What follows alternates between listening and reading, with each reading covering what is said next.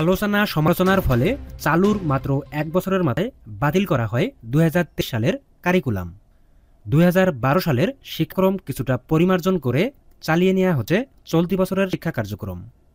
বলা হয়েছে আগামী বছরও চলবে এই কারিকুলামে, কিন্তু এরই মধ্যে প্রশ্ন রয়েছে এক যুগের আগের এই কারিকুলাম সময়ের চাহিদা অনুযায়ী দক্ষ মানব সম্পদ তৈরিতে কতটা বাস্তবসম্মত তা নিয়ে প্রশ্ন রয়েছে ভিন্ন সচেতন মহলে। তবে এরই মধ্যে সরকারের পক্ষ থেকে জানানো হয়েছে বড় পরিবর্তন আছে কারিকুলামে। সরকারের পরিকল্পনা অনুযায়ী ২০২৭ খ্রিস্টাব্দ থেকে ষষ্ঠ শ্রেণীতে চালু হতে যাচ্ছে পরিমার্জিত এ কারিকুলাম। আরও বলা হয় এরপর তা ধাপে ধাপে মাধ্যমিকের দশম শ্রেণী এবং উচ্চ মাধ্যমিকের দ্বাদশ শ্রেণী পর্যন্ত বাস্তবায়ন করা হবে। চলতি বছরের ডিসেম্বরের মধ্যেই এই নতুন কারিকুলামের একটি প্রাথমিক কাঠামো বা ফ্রেমওয়ার্ক তৈরি করা হবে বলে জানিয়েছে শিক্ষা মন্ত্রণালয়। শিক্ষা মন্ত্রণালয়ের সূত্রে জানা গেছে, শিক্ষাক্ষেত্রে দীর্ঘদিন ধরে জমে থাকা সংস্কারের দাবি রয়েছে অভিভাবক ও নাগরিক সমাজে। এই প্রেক্ষাপট বিবেচনায় নিয়ে জুলাই গণঅভ্যুত্থানের শিক্ষার্থী, অভিভাবক ও শিক্ষকদের সম্মিলিত আন্দোলনের প্রতিফলন থাকবে নতুন এই শিক্ষাক্রমে। সূত্র জানিয়েছে, এই নতুন শিক্ষাক্রমের ভিত্তি ২০১২ খ্রিস্টাব্দের কাঠামো নাকি ২০২২ সালের আউটকাম ভিত্তিক সংস্করণকে জনসম্পৃক্ততার আলোকে রূপান্তরিত করা হবে তা এখনও চূড়ান্ত হয়নি। ২০১২ সালের কারিকুলাম ছিল পরীক্ষা নির্ভর ও পাঠ্য বই কেন্দ্রিক। অন্যদিকে ২০২২ খ্রিস্টাব্দের সংস্করণ আন্তর্জাতিকভাবে প্রশংসিত হলেও দেশের বাস্তবতায় ছিল বাস্তবতা বর্জিত। শিক্ষক প্রশিক্ষণ, অবকাঠামোগত প্রস্তুতি ও শিক্ষার্থীর মানসিক গ্রহণযোগ্যতা ছাড়াই এই সংস্করণ বাস্তবায়িত হওয়ায় সৃষ্টি হয় তীব্র প্রতিক্রিয়া। পরবর্তীতে যার চূড়ান্ত রূপ নিয়েছিল ২০২৪ খ্রিস্টাব্দের জুলাই আন্দোলন।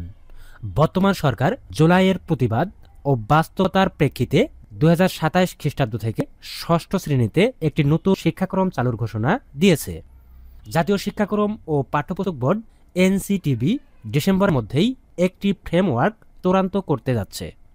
এ প্রসঙ্গে এনসিটিবির চেয়ারম্যান অধ্যাপক রবিউল কবির চৌধুরী বলেন, দেশপ্রেম, মুক্তিযুদ্ধ ও ভাষা আন্দোলনের মতো মৌলিক চেতনা অপরিবর্তনীয় থাকবে, তবে শিক্ষাদান ও মূল্যায়নে গ্লোবাল প্রেক্ষাপটের পরিবর্তন আনা হবে।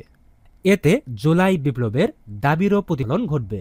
এনসিটিবির সচিব অধ্যাপক শাহতাবুদ্দিন জানিয়েছেন, ২০১২ ও ২০২২ খ্রিস্টাব্দের কারিকুলাম পর্যালোচনা করে একটি বিশেষজ্ঞ কমিটি সিদ্ধান্ত দেবে কোন কাঠামো অনুসরণ করে নতুন রূপরেখা তৈরি করা হবে। শিক্ষা বিষয়ক উপদেষ্টা সিআর আবরার মন্তব্য করেছেন, আমরা এক জাতীয় ঐক্যমতের ভিত্তিতে এমন একটি কাঠামো চাই যেখানে মুক্ত চিন্তা, প্রযুক্তি ব্যবহার এবং মানসম্মত শিক্ষা নিশ্চিত হয়। এদিকে শিক্ষা বিভাগের সিনিয়র সচিব সিদ্দিক জোবায়ের জানিয়েছেন, একসঙ্গে ষষ্ঠ থেকে দ্বাদশ শ্রেণী পর্যন্ত পরিবর্তন বাস্তবসম্মত নয়, তাই ধাপে ধাপে বাস্তবায়নের পরিকল্পনা নেওয়া হবে। নতুন চ্যালেঞ্জ প্রসঙ্গে শিক্ষাবিদ অধ্যাপক সিরাজুল ইসলাম চৌধুরী বলেন, নতুন কারিকুলামের সফল বাস্তবায়নের জন্য শুধু কাঠামোগত পরিবর্তন নয়, প্রয়োজন গ্রহণযোগ্যতা, শিক্ষক প্রশিক্ষণ এবং বাস্তব ভিত্তিক প্রস্তুতি। যদি এই দিকগুলো অপেক্ষিত হয় তবে এই উদ্যোগও অতীতের সংস্কারের মতো সীমাবদ্ধতায় পর্যবসিত হতে পারে। তবে আশাবাদ ব্যক্ত করে তিনি বলেন, জুলাই বিপ্লব যেমন রাজনৈতিক পরিবর্তনের অনুঘটক হয়েছে, তেমনি এটি শিক্ষাক্ষেত্রেও গণতান্ত্রিক দাবির বাস্তব প্রতিফলন। যদি এই চেতনার ভিত্তিতে কারিকুলাম প্রণয়ন হয় তবে তা শুধু পাঠ্যক্রম নয়, বরং একটি জাতীয় চেতনার রূপান্তরের পথ প্রশস্ত করবে। সংশ্লিষ্টরা মনে করেন ২০২২ খ্রিস্টাব্দের কারিকুলাম ছিল এক উচ্চাকাঙ্ক্ষী উদ্যোগ, যার বাস্তবায়নে জনসম্পৃক্ততা ও প্রস্তুতির ঘাটতি ছিল স্পষ্ট।